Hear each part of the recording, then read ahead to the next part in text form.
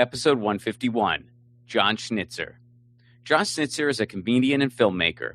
His latest Fringe show, Something Spooky, took the Hollywood Fringe by storm. His first show, Just the Tip, which is about his upbringing, learning about Zionism, and then later questioning everything, was beloved around the country. Please welcome to the show, Jon Schnitzer.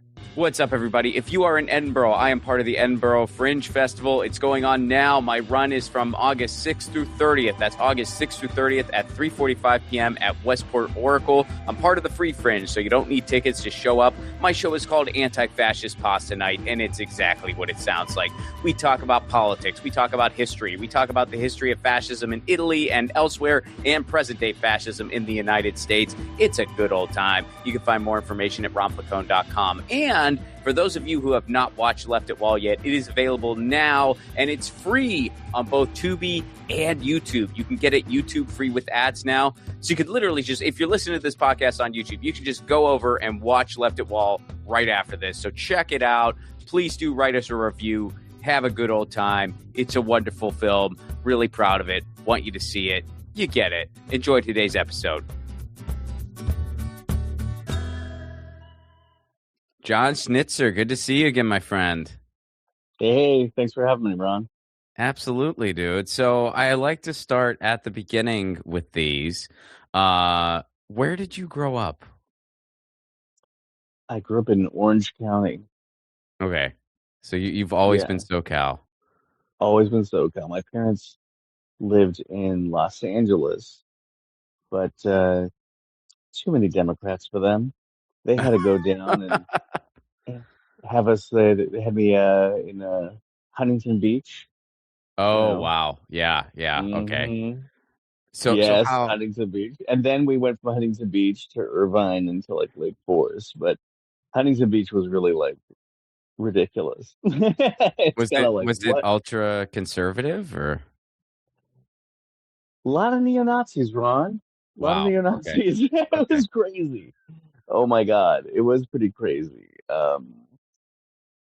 And I also just get like, it's funny because my wife is from the East Coast and she's like, you never like going to the beach. So funny. I'm like, well, when I grew up, I remember when not only there was just a lot of neo-Nazis at the beach then, there was something called syringe tide. It's when thousands of hypodermic needles washed up on the shore. Oh, and God. I remember when that, and then they were like, still don't know where it came from. And it didn't happen just once. It happened multiple times. And then they're like, oh no, it's safe to go back now. I'm like, I don't want to go anywhere near thousands of it sounds like a saw trap. I don't want to go anywhere near it. Oh, man. So I know. It's very funny how that stuff works. But Orange County. But I did, it was a trip like I met a lot of wonderful human beings all throughout Orange County too. Really great stuff. But they have John Wayne International Airport there. They love John. There's a lot of right wing stuff going on. Generally. Oh, absolutely. Yeah, man, that's rough because for a lot of reasons, but one being going to the beach is one of my favorite things in the world. I can't. Dude, we finally went to the beach again a couple of weeks ago at Venice, and I was like, you know what? It's been years since I've been to the beach, and I was like, that was nice. That was nice. It was good to get over that. But I didn't go to the beach a lot, like growing up after that, like in like Laguna Beach and stuff like that. But it's funny. I'm very different for the rest of the family. I'm like as far left as I think you can go. Well, how did that happen? Walk me through some of that, like just starting with childhood. When did you start questioning what was put in front of you? I was just look, my parents are very supportive people. Okay. They really are, and they saw very early on, like, oh, John's not a sports guy. We know what we should do. Let's try. I was saying I want to try the theater and stuff, and so I kind of grew up in the theater, and when you grew up in the theater, unless you're a maniac, you come out right wing. In the theater, it's like you're like, oh my God, you get to interact with all kinds of people, and you know, how do you not get you know, influenced by seeing so many different kinds of people. And I just had such a wonderful time and experience with so many different people from different backgrounds that I was like, you know, it just became very natural to me that I was like, no, I just identified with things on the left way more. And, I didn't really go that hard politically until, you know, when George W. Bush was president. Mm. I started like donating to Bernie Sanders' local campaigns because I saw him on C-SPAN and I fell in love with him. Hmm. And I was like, this is my kind of guy. And then when Bernie ran, um, I volunteered and went all over the place for him. Hmm. Just because it's rare to hear so many things that you agree with, Right. you know, not just the sentiment, not just the delivery system. It's like not just oh, this person's really cool and the other people don't stress me. This is like everything he had to say. I'm like, I want in on this. This is great. So I went very hard for Bernie. And then look, when Zoran um was running, flew out to New York and volunteered for Zoran because I was just so excited. And I still am. I'm glad that I'm still so excited about Zoran. I'm glad it's amazing to see what he's doing. I've Yeah. been I have so much envy over what's going on in New York Yeah. right now. I want Right. that in LA so bad. I want to Zoran in LA so bad. It's so exciting to see so Do much you think Nithya happen. might be it?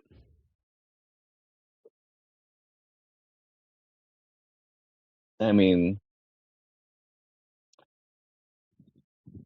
I think look, Nithya Nithya doesn't want the things that Zoran wants. Okay. So that's why I don't think that's that answer. She's different. Hmm. But she's different. Like Zoran is definitely like he's to the left, correct? Hmm. Like the Hmm. DSA endorsed Nithya, but DSA seems like they're just like, well, this is what we're going with here. And Hmm. Nithya, there's plenty of things that Nithya wants that are great. My feeling is whenever somebody talks about California, every single time it's a right winger. Remember like when Sarah Palin used to say, "Oh, California's just full of fruits and nuts." Hmm. And everyone else used to say that too. And I'm like, all the right wingers used to say that. And I'm like, we are California. I'd like it to get a lot fruitier and a lot nuttier. We should do whatever the hell we want to do. We're California. They get what they want in Tennessee. That those are the things that they want to have in Tennessee, and they get to have it. They get what they want in different states. I want this to be so progressive. We're in California. It's crazy. And now New York is getting like this incredible taste of left-wing policies that we always get told it won't work on the national level. It won't work in the state. It's not going to work. These things aren't going to work. It's a what $12 billion deficit to zero, while at the same time improving everyone's life while doing all these incredible things. I want that in California so bad, and I want people in the job to do it that can really say it the way they don't have to say it exactly like Zoran, but when you see Zoran answer a question, it fires you up. Yeah. It's so exciting. He thought about those questions. He thought about those answers. It was kind of depressing watching our debates. Yeah. It was just like, wow, we are in Los Angeles. We're in California. We're in Los Angeles. We should have people so fired up. Uh, You know, I love living in LA more than anywhere else in the world. I love Los Angeles so much. It's my favorite place in the world. And I just want people that are progressive. They're going to fight for it so that we can actually have the change that we deserve. Like, look at our city councils. Our city councils still aren't are still afraid to get qualified. Get rid of that qualified immunity for the cops. Still Hmm. afraid to hold them accountable after everything we've been through with the police out here. Are you kidding me? It's just we're California. I'm sorry. We should be progressive. We should be unapologetically progressive, and we should start helping people and doing things like not voting against CalCare, Like, let's not Hmm. do that. I remember. So when I did a lot of Bernie stuff, in 2016 at the DNC, he got a lot of us together and told us,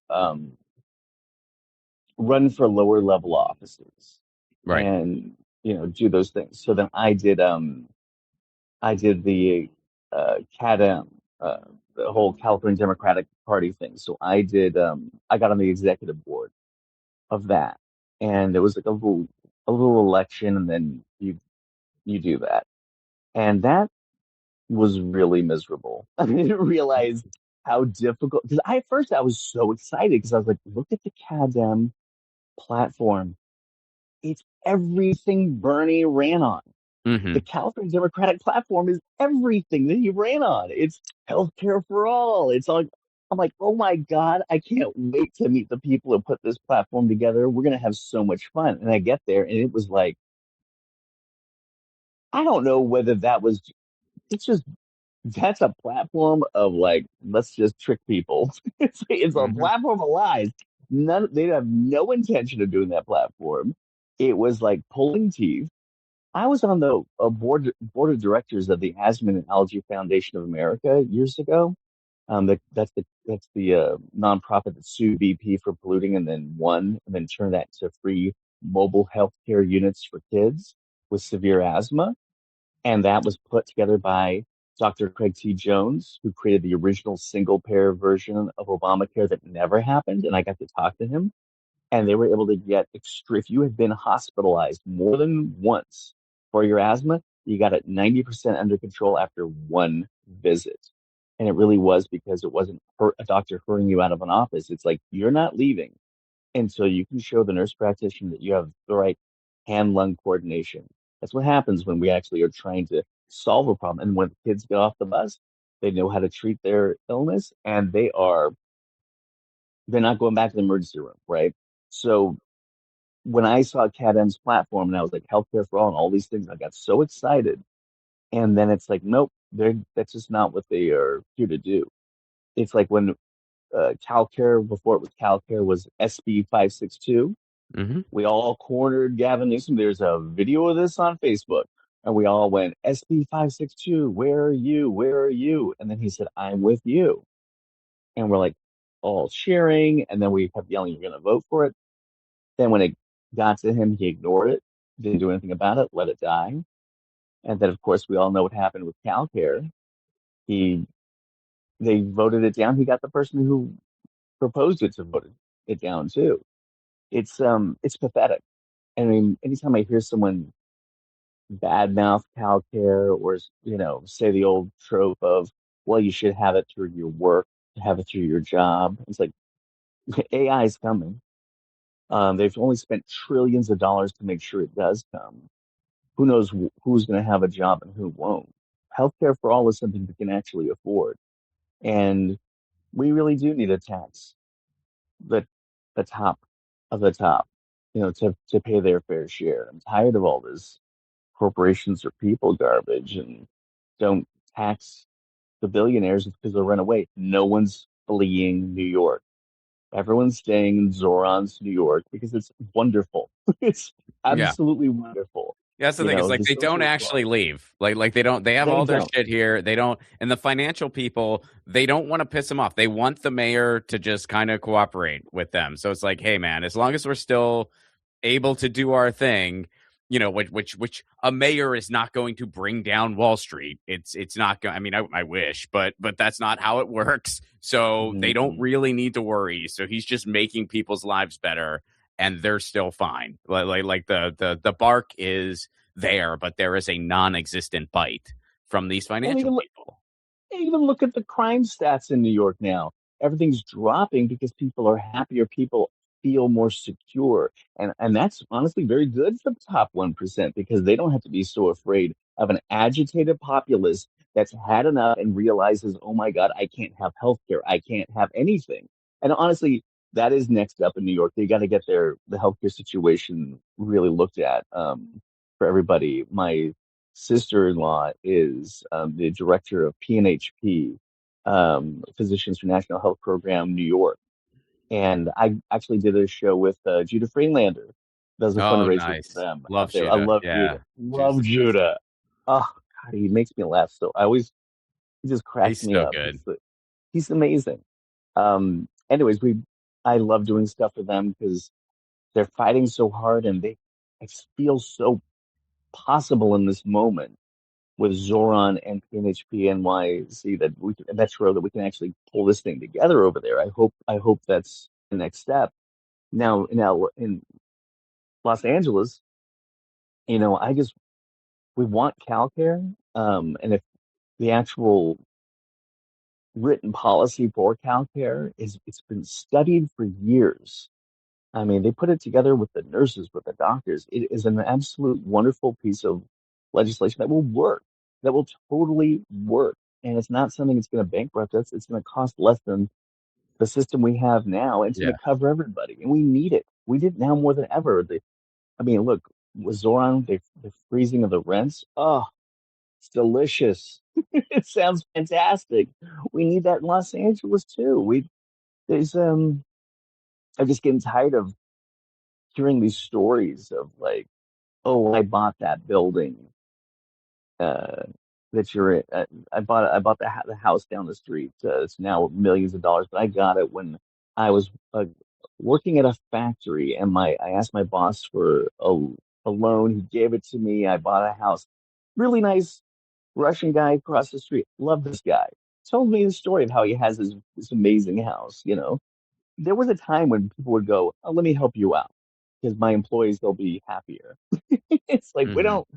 we need that kind of energy back. We need, and I want an LA that has that level of left wing, progressive, healthcare for all.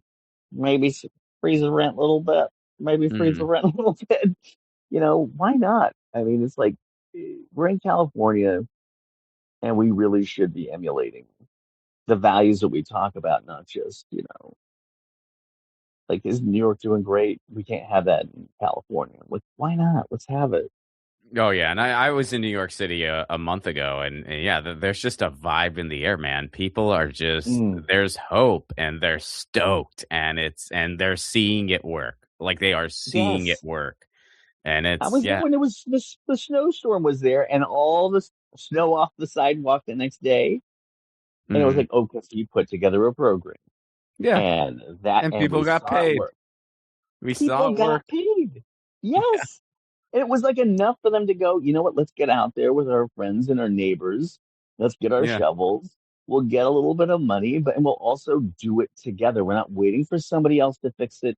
We're going to do it together and when you do things together as a community, you feel more a part of the community. I know my neighbors, I had, he passed away recently, my dog. But when I had him, Oh, he introduced me condolences. to, thank you. He introduced me to everybody. And it Hmm. made this like big city a much smaller, like a small little town, when you have a little dog and you're walking around. And I still like to walk around a lot. Even, when I went to the art exhibit at the Yoko's art exhibit yesterday, I then was like, let's go take Angel's Flight, that little tiny trolley, Angel's Flight, and then let's go walk around. And we met a ton of people.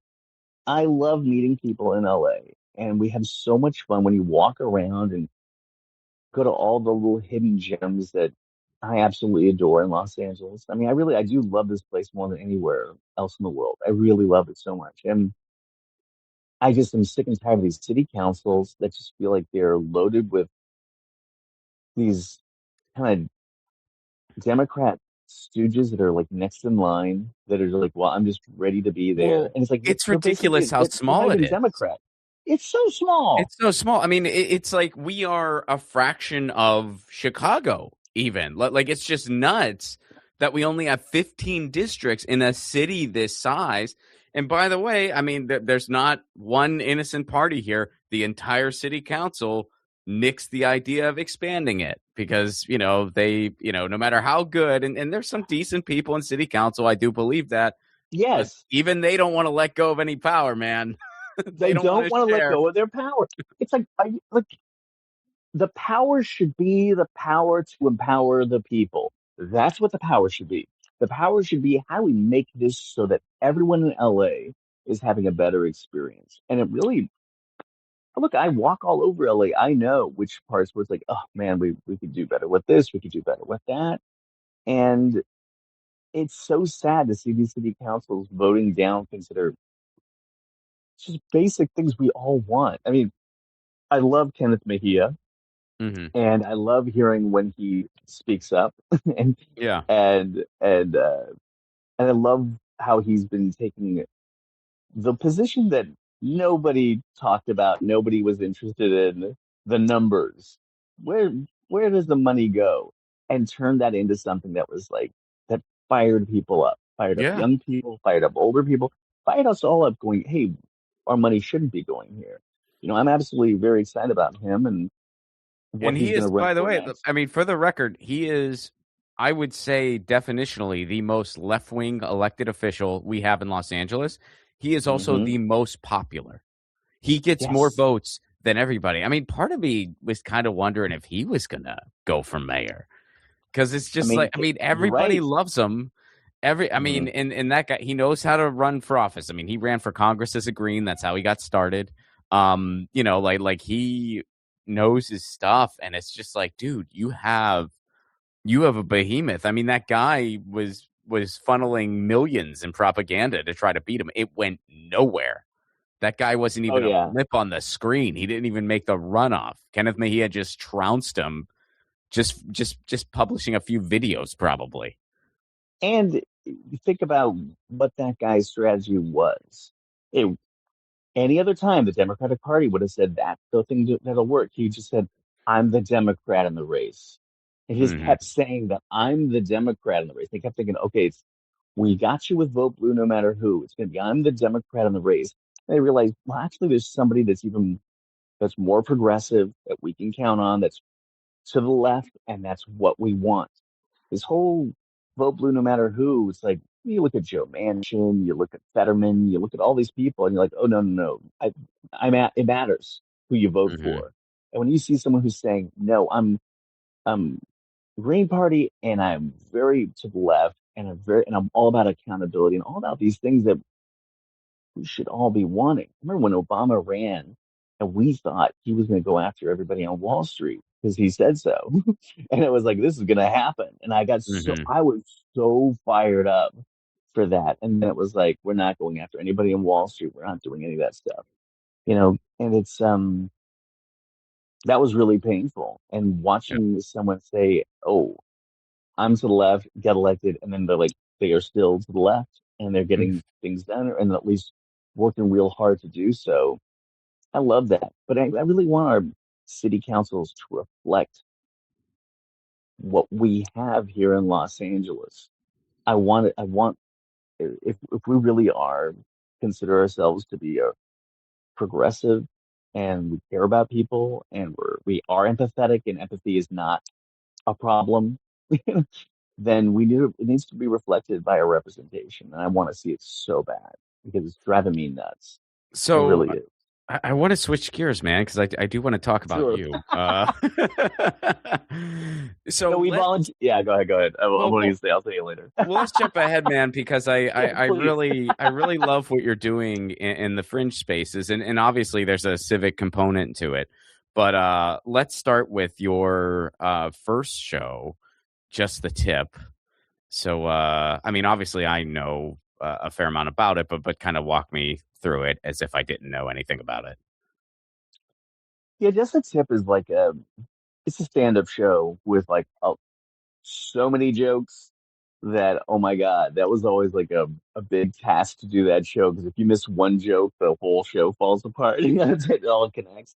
It's basically a show about how I went from being the biggest little zealot Jewish private school to questioning everything. Hmm. Family, religion, Israel, Palestine, circumcision, and that's just the tip. And Hmm. it was really fun. It was really funny. And we used to tell people like, okay, before the show, if you're Israeli or you're Palestinian, let us know ahead of time. If there's enough, we will have a conflict-free pizza party. And we got people together and I'm vegan, so the pizza was vegan. So then they all got together on their hatred towards me. So that bonded everybody. But we, it was like, it was good pizza. It was good pizza. Yeah, there's some But good vegan pie out there, especially in LA. it really, oh my God, it's at the market downtown. Had this incredible vegan pizza with roasted wild mushrooms and vegan cheese. It was so good. Anyways, okay, my mouth is watering.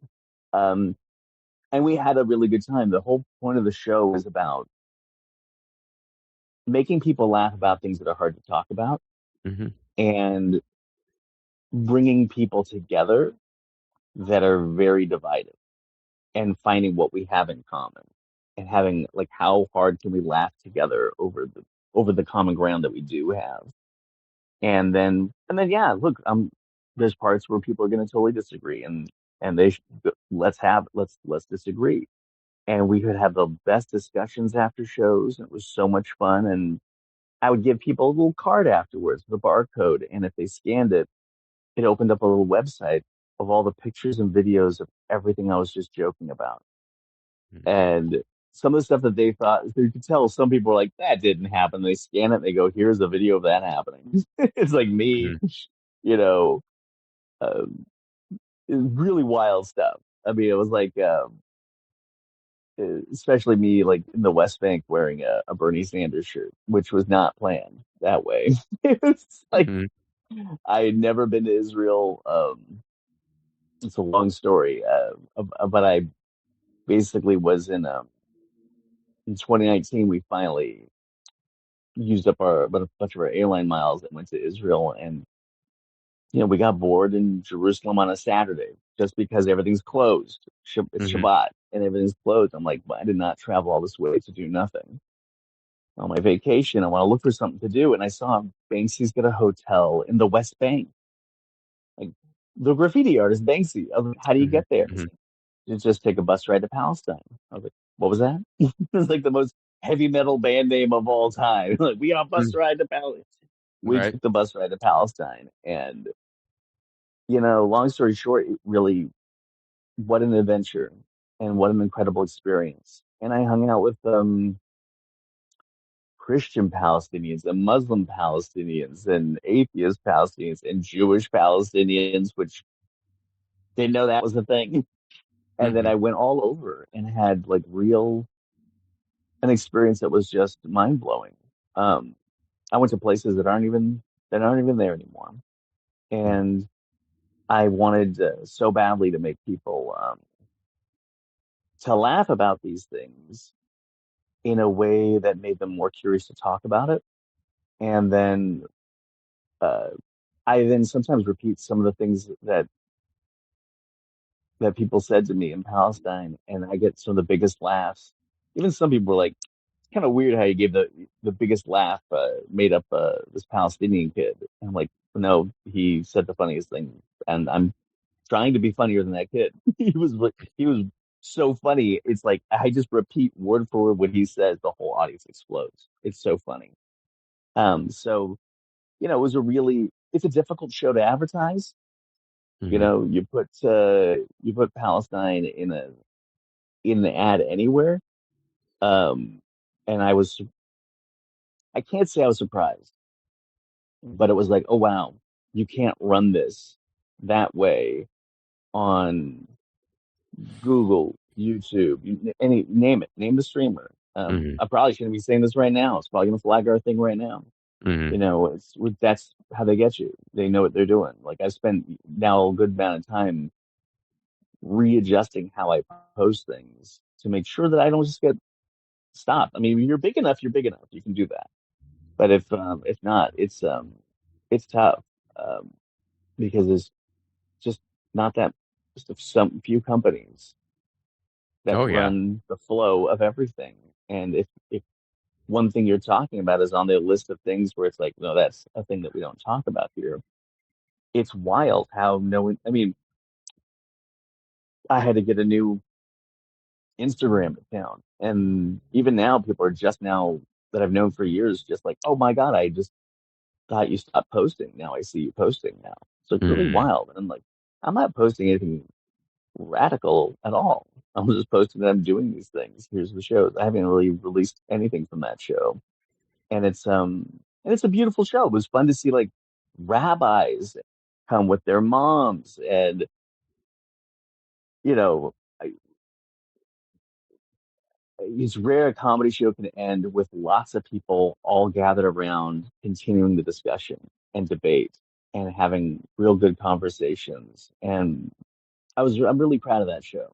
It's a beautiful show. I'm really, really proud of it. And, eventually one day I'll bring it back. But, it was one of those things where with everything that's going on in the world right now, you know, it has to change anyway and it has to evolve. And I want to see Right. what's going on in the world. And I got friends all over and I see we're all seeing what's happening um, Hmm.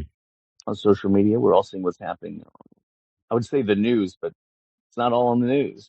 Right. Yeah. What's happening, and I'll revisit it. And and by the way, a lot of good circumcision jokes, a lot of Yeah, good you ones. gotta you gotta soften the blow a little bit, right? I mean, yeah, you Dude, it gotta, was real. yeah. One of my neighbors was like, "You're talking about circumcision. You know I'm an activist." And I was like, how would I know that? Like, we only talk about our dogs. We never talk about our dicks. This has never come up. And he's like, do you mind if I bring the intactivist? I know the president. And they all sat in the front row and they were wearing like kind of all wearing this uniform shirt for their organization. So And wait, I was like, pardon my ignorance, but what exactly is that organization? it's a group There- of people that are very against circumcision. Okay, that's what I And they're thought, but I the wasn't positive. intactivists. And Okay. I already had one joke, but when I heard they were coming, I was like, I gotta do like a whole bunch of, I gotta do a bunch of activist jokes. And it was so great. They were the best. They were such a good audience. We had so much fun. I did like, I don't know if it's wild. Like when you see it's activists, there was like, when they protest. I mean, and, I'm down. I really think, they're against circumcision. I think this is an interesting cause. So when some of them protest, they wear like have a fake red blood stain on their crotch, and Ooh, I was okay. saying like it doesn't look like they're against circumcision. It looks like they're putting the men in menstruation, Mm-hmm. and I said, we can, and activists can take a joke. They're less sensitive, and That's so interesting.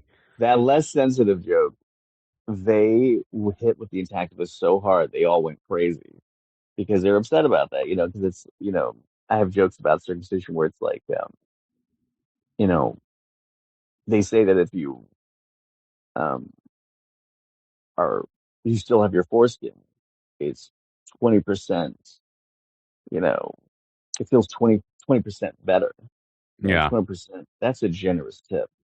And so we just go from there to play around with jokes like that. But like they were a really fun crowd. And, anyways, yeah, it was fun to do those shows with so many different people for different backgrounds and all, you know, and to do it for Israelis and to do it for people who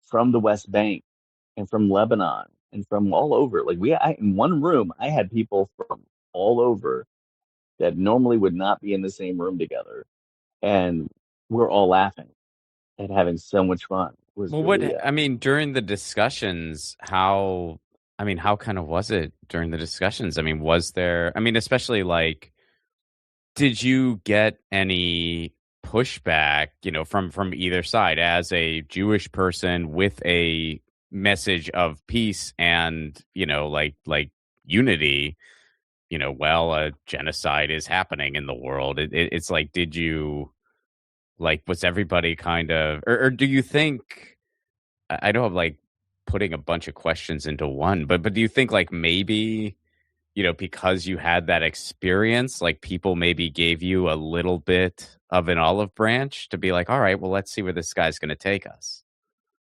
like an olive branch, literally. Yeah. Yes, but the main goal was like, how hard can I make you laugh? That is Mm-hmm. the main goal of the show. I actually got one critique from one producer. His whole thing was like, if you can add a part where you make everybody cry. And I was like, dude, you know what? It's easy to make anybody cry about this. It's so depressing. It's really hard to make people laugh so hard over these things. And when I go very hard and we're laughing so hard, but then it's like the only pushback I ever got were from um, former IDF soldiers. Mm-hmm. Um, they gave me pushback, and they would show up, but they would start off that way. They'd show up like at Hollywood Fringe. Some people showed up and they were wearing. There's a whole row of people wearing IDF shirts with their dog tags out, and I was like, two of them were holding hands. I said, "Are you two married?" They went, "Yes." I'm like, "How long have you been married?" Like they were like over 20 years. I'm like, and we all clapped. And I said, um, "Do you normally wear your IDF shirts to a comedy show?" And they went, "No." I said, "Do you normally have the dog tags out at a comedy show?" Like, "No." When you have your anniversary dinner coming up, are you going to wear your IDF shirts and your dog tags out? And they said no. And it was like, I'm like, can we have some fun? Can we just tuck in the dog tags? Let's have a good time. Tuck it. And they tucked it in. We laughed a little bit and we started the show. Because I know Mm-hmm. they were doing that to try to make me feel intimidated or Mm-hmm. something. And I'm like, look, Mm-hmm. we're going to have a look. I've done this show. My parents wanted me to do my stand up in Huntington Beach. They live in Orange County. They're like, oh, we don't want to schlep all the way to LA. Can you come to Huntington Beach and do it for us? I said, sure. I did a show for them. And there was a table of guys that just, they were very aggressive and very strange. And I felt something was off there. And when I went up on stage, full cowboy outfit, got this beard going. And that table got, whoever's way too excited when I come out on stage in a cowboy outfit, that's like a good test. It's like, and I stopped the Funny. music. I said, okay, hold on, guys. Like, this is not Italian. You got a Jew in a cowboy shirt. And they went, boo! And they started booing. And I was like, my mom looked horrified. I said, okay, I'm from Huntington Beach. Let me just ask, neo-Nazis? And the guy rolled up his sleeve and he had a huge swastika tattoo. Wow. And I was like, oh, well, here we go. And then my mom was horrified. And I was like, did you guys vote for Trump? They went, yes. I'm like, Mom, you have something in common with these guys. And she That's was like funny. horrified. And I Wow. said, sure. And I asked him, like, how long did you spend in the tattoo parlor doing this thing? He's like, I went back like 9 times. I'm like, oh, your hate is ornate. This is incredible. Like, Yeah, we had to like right. hold back and forth until one of them really didn't like it. And he stood up and threatened me. And I said, sir, you have an adorable mustache. Sit down. And he sat down. I'm only safe around toxic men. This beard is like, I don't need to take a karate class. I don't need to lift weights. If they only saw my arms are like, I'm like a T-Rex. I have no use. I don't lift weights. They see this beard. They believe toxic masculinity. I told them to sit down. They sat down. It was like a magic trick. I felt like a magician. It was so much fun. And then I did my show and people were laughing and those guys were freaking out and it got really weird. And then by the end, everyone was clapping. We all had a good time. I was like, I'm not letting up. I'm like, we're gonna do the show. And so I've done it with like extreme hostile groups of people, and I did it in New York also, and I did it all over the place, and it was really fun to have. I mean, guess what? At the end, not everybody agrees with everybody at the end, and some people are still debating, but the debate is a much friendlier debate after you've been laughing for an hour. Like people are like having a good conversation, or they'll go, "Oh, well, you were laughing at this part too," and it's funny what things people have in common that are on different sides of an issue. But it's I was telling these jokes and doing the show before October 7th. It was I did it once when I got back from that trip. That's when I like, like I talked to different politicians and stuff because I was on the executive board and I realized, oh, I'm accomplishing nothing. Mm. Um, I really was like, what if I got into stand-up comedy so I could talk about these things with people? And I was doing like, bringer shows, and I got on uh, one of those shows at the Comedy Store, and it went really well. I was in shock at how well it went.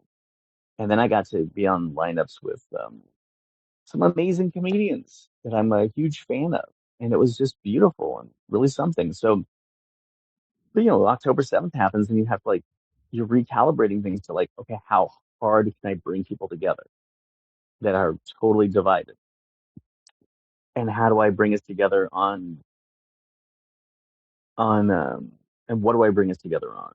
And what are the jokes that I'm talking about that, you know, they're divisive in nature because look, I had an experience, you know, really, and I share those experiences, but I do it like in the funniest way possible. And I'm really proud of how that show worked and how it came out. And a lot of Palestinians met.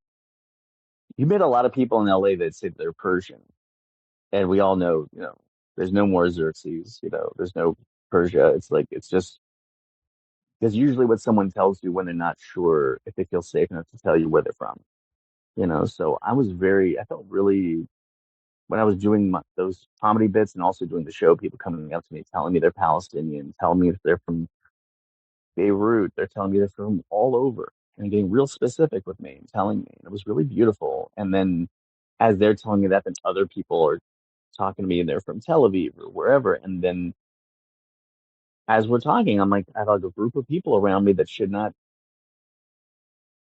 would not normally be in the same room together. We're all together and we're all having a real discussion. And it was fun. I really enjoyed it. I love having a real flow of ideas. It was really very, very special. So this one rabbi in New York said, I want to thank you. You said a lot of things that challenged me quite a bit. And then his mother was like, I raised a baby rabbi. You're hilarious. She was dying the whole show. The whole show, she was laughing so hard and he was holding his hands together. He'd laugh every once in a while.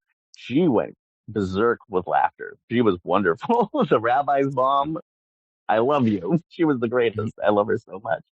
It was really a trip. Yeah. But yeah, so now I've switched gears in a big way. Yeah. Because while I was doing that show, I was, you know, it's an intense show to work on. So I'm like, all right, I'd be at bar shows and like, I'd want to just tell something else. So I would go, hey, do you want to hear something spooky? And people were just like, what? And I start telling them spooky stories. And as I'm doing it, it was fun to watch even the bartenders stop and hold up their finger to someone who's asking for a drink. And it's just, there's something about when you tell a spooky story Mm-hmm. that can stop everybody in their tracks. If what you're telling them makes them laugh and also gives them goosebumps, then all of a sudden we're talk about bringing people together. Like you can unite people on the things that we don't understand and at the same time make the world feel like it's a bit more magical, which right now wouldn't be nice to feel like there's any amount of magic in the world where we Mm-hmm. can just feel like, wow, like, the whole feeling you have when you're at summer camp around a campfire, or someone turns off lights and turns a flashlight on in their face and they start telling you something spooky. You feel like a kid again. And so I was testing these stories out. I was like, I should really do so. I have a background in, it's funny for anyone watching this, it's like I've had like a million different backgrounds and a million different lives. I really have. I have a background also in immersive horror experiences. I made a documentary called Haunters, The Art of the Scare that's still streaming all over the place. It came out in 2017. It's coming up to the 10-year anniversary, and it's still, I think right now out here it's on 20 platforms. It's doing really good. But I have a background in doing immersive horror experiences. Tim Tim Burton hired me to help produce Obama's first Halloween party at the White House, and I have the best pictures from that. It was really a really wild time. Only reason I got to Tim Burton is because when I was in film school, I got an F on my intro to TV project, and I said, "Well, I think Tim Burton will like it." And I sent it to him, and he liked it, and he That's forced my funny. teacher to give me an A. It was really cool. Anyway, so I have a background in all this stuff. I love horror. I love getting scared. There's something about a horror where you can like confront and escape your worst fears. It's like there is a therapeutic value in getting scared, or like I call it scarapy, and you really do feel it. And when times are tough, that's when horror does well. And look how well horror is doing right now. Mm, yeah. It's like in my documentary Haunters, I actually showed. I just kept asking, when did haunts get more extreme, and when did horror really start making a ton of money? And no one, everyone who's in it is just creating it. You don't think about that. So I went to the National Retail Federation and looked at the numbers, and oh my god! So during the Depression, that's when all of the Universal monster movies came out during Mm, the Depression, and they were the only movies that were making any money during the Depression were like the big musicals, the big comedies, and the big horror films. That's what did well. And Halloween as a holiday, first time it made over $1 billion was in 2001, right after September 11th. People wanted to go to public spaces and scream and laugh their heads off. And then that got beat out by 2008, the financial meltdown, which got beat out by 2016, the first time we had Trump, which is going to get beat out again this year. And mm, it's kind of incredible to see how we, you know, as a society, we really do lean on horror for our therapy and our entertainment and our fun. And so I basically put together a show. And at first I wasn't sure what to call it, but I was like, well, I wanted to be something spooky. And I was like, I'm going to call it something spooky. I like that mhm. name. I mean, you don't know people don't know who I am. Jon Schnitzer. Oh, who cares? Do you want to see something spooky? If you want to see something spooky, this is the show for you. And it's really about my grandma. So it's something my family, we don't talk about this until I started working on the show. We haven't talked about it ever. It's just never something, when something really legit spooky happens in life. I don't know how you and your family deals with it. Our family just immediately ignores it. Like this is Mhm, not happening. So my grandmother had an imaginary friend that turned out to be not so imaginary. That is the show. It mhm, is she's talked to something that, you know, you couldn't see.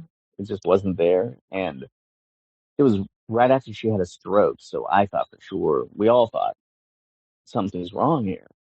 But then her friends started telling her things about me and other people that nobody could have known. And mm. it was like in 1989. No one's going around with like a cell phone. It's like she's bringing up stuff that no one else knew. And then a bunch of other spooky things started to happen that were so bizarre, and they're like really fun. And honestly, now that I've talked with my family, I've been calling them about this, and you know, we don't really do the holidays anymore. We don't do special occasions. It's been tough, when you disagree on so many things, to come together on stuff. But when I bring up this we agree on. They're like, oh yeah, they agree on this stuff. And we've been having all these really great phone calls to reconnect about Bubby and her imaginary friend. And it has unlocked different memories that we forgot. Like, oh my God, do you remember when this happened? They're like, ooh, and it's like it's fun to actually kind of bond over this. It's been very nice. Um, but yeah, something spooky has been so much fun because I didn't realize it was gonna be so scary. I thought it was like, it's spooky. You're gonna get goosebumps and you're gonna laugh, but everyone reacts differently to these stories, and some people are screaming their heads off, and it's fun because we're screaming, we're laughing, and it's a really super fun release. And then more people keep telling me after the shows their spooky stories, and then I ask permission, and if they give it to me, some of their spooky stories end up in the show, and now it's becoming like a whole thing. We're gonna do um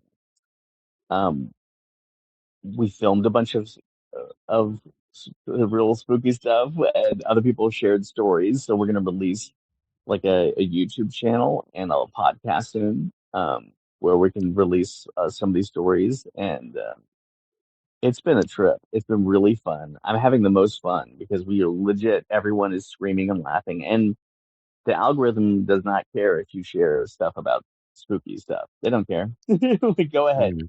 share Mhm. all the ghost stuff you want to share. Have some fun with that, and we are, and it's really fun. And people are reaching out that have because I'm trying to do my show only in haunted theaters, and we have a bunch of paranormal devices, and there's parts where Oh, we brilliant. let's take it a try. Let's talk to whoever's here right now, and every show something legit spooky happen, including my grandmother's antique clock that's broken. That should not work. The first show would not stop chiming. This Wow. clock has been broken for 30 years, and it was bum bump. I have a thing in the show where we play the the chimes on speaker as part of the storytelling part of it. And then this clock keeps going off. And I kept saying, this is not part of the show. And people are going, all right. And then when the fake one went off, I said, see, that's the fake one. This is real. And then people started grabbing their chest. The tech person was like, this is not supposed to be happening right now. We're all Wow. freaking out. And it was like, that only happened at the first show. Each show, I'm using dowsing rods. We have, little spirit boxes. So then we're going to be doing other theaters. And now a lot of theaters that are like, oh, our place is haunted have been reaching out. And since Fringe ended, 5 theaters have reached out to me saying, we want something spooky and then they tell me about what's going on in their theater, the story of their theater. I'm like, That's oh, so because cool. there's a part in the show where it's just this is the part of the show that's about the theater you're in right now. Mhm. And it is so much fun. And so we're going to go all over. And then I got my friend Alexander Burke, who, amazing musician. He did he was one of the co-composers, for Haunters, The Art of the Scare. I worked with all my favorite musicians. That documentary was an excuse to ask every musician I'm a fan of to help out. And they all said yes. No one said no. They all said yes. I had the best music in that movie. And Alex Burke, he he worked on Dead Man's Bones, Ryan Gosling's Haunted House Band, Mhm. um, which is like super fun Halloween music. That's like not guilty pleasure. It's really good music. He also worked on an album with David Lynch and Christabel, and he performed on stage with Bob Dylan. Like, he's really an amazing musician. So I went to him with something spooky, and he played electric vibraphone. Oh, wow. Oh my God, you feel it. It's like this music that you kind of feel it before you hear it. And he was also hooking up an electric bass to all these distortion pedals. And he kept hitting the bass, and it released this wave of sound that does not sound like music, but it's just this wild, intense sound that keeps building. And I was like, that would be so great to play as people are walking in. So as people are walking in, it's this wow, wow. It says Mhm. this, and everyone starts getting freaked out. And he also plays like old school synthesizers that he has. And so there's certain parts of the show where, oh, another thing he used, he took a cymbal and a bow and he played the cymbal with a bow, and it releases these Mhm. wonderful sounds. So while I'm doing certain stories, the lights change, the music goes on. I'm telling you a story. There's Wow. some parts where it's a total darkness and I am have a flashlight under my face. Other times where we have other effects going off in the theater. And I hired Ricky Chavez, who is an amazing puppet guy and amazing with shadow puppets. And he recreated like my grandmother's silhouette. Oh, And wow. you have like these shadow people, and we inverted all the shadows. So all the shadows are white on black. And so it is like chilling and fun. But yeah, I go for jokes that are going to hit really hard to break the tension. But then there's moments where we go for some scares, and it's been phenomenal. People are screaming their heads off, and we had shows at all different hours, but the midnight show, no one wanted to leave. They were all outside sharing more scary stories, and I was outside till 2:30 in the morning with people. And it was like wild. Where can people go to follow you and learn more about all this? So if you go for the website for Something Spooky, it's somethingspookyshow.com, and there's a little sign up list right there. For Instagram, Something Spooky Show.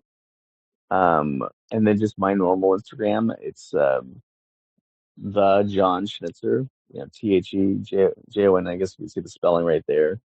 It's John without an H, but it's much easier to find me looking up Something Spooky Show, of course. But we're having so much fun. And by the way, if you have a spooky story, I want to hear it. I want to hear it. And if you know of a good spooky location to put on a show, I want to know. Beth Hakamoto from KPBS was telling me there's a haunted strip club in San Diego. I was like, what? And they put on shows. They're a San Diego Fringe venue now too. And I was like, what? And she's like, let me know. They have crazy stories there. And I hear Sassafras Saloon is haunted. I'm like, well, that'd be a fun place for a show. And all these other theaters keep reaching out that tell me they're haunted, and we're gonna go. I'm already planning some on the East Coast over here. I got some friends in New Orleans and San Francisco, and people just started reaching out immediately to tell me why their theater is haunted. And some of them have been sending me proof and videos of really unexplained things. I'm like, oh my God, we're going to have so much fun. I mean, things are so scary in the world right now. This is the best ways to get people together and we're going to scream our heads off together. It's the whole idea of screaming and laughing with strangers in the dark. And it's a fun escape. And it's also fun to, I don't know, to feel like a kid again. Jon, thanks so much for doing this. Oh, thanks, Ron. Thanks for asking me. I appreciate it. That was Jon Schnitzer. Check out all of his stuff. Make sure you follow him on Instagram. And if you can see something spooky, definitely do so. I'm hoping I get to see it. I was not able to see it. It was completely sold out. So I'm hoping I get to see it one of these days. Music for the 1000 Podcast is provided by Andrew Saxono. Be sure to check out his podcast, the Baywatching Podcast, wherever you get your podcast. Please do leave us a 5-star review. Tell your friends. Make sure you're subscribed, especially if you get this on YouTube. If you want to support this show on the sustainability end, you can do so over Patreon, patreon.com/romflacone. We got a cool community. We do Zoom hangouts. You get the 1000 episodes before they're released to the public.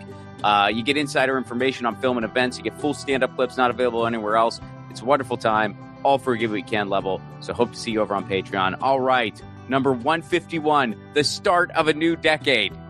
It's just official. Well, man, we got to get to. Eventually, we'll get to some course numbers. I remember that college class, Econ 151. I feel like 151 is not a common one, but eventually, 100 levels like freshman, right? We're freshman year of college. We've made it to that point. We are 18 years old in podcast. Well, except we're not, because I guess podcast years and human years are the same, right? I mean, there's really no distinction. I feel like there should be. Most podcasts only last like what's the average? Like just a handful of episodes. I think it's something weird like 3 episodes is the average podcast, because so many of them are just one and done. I'm going to look that up and talk about it next week. All right. Peace.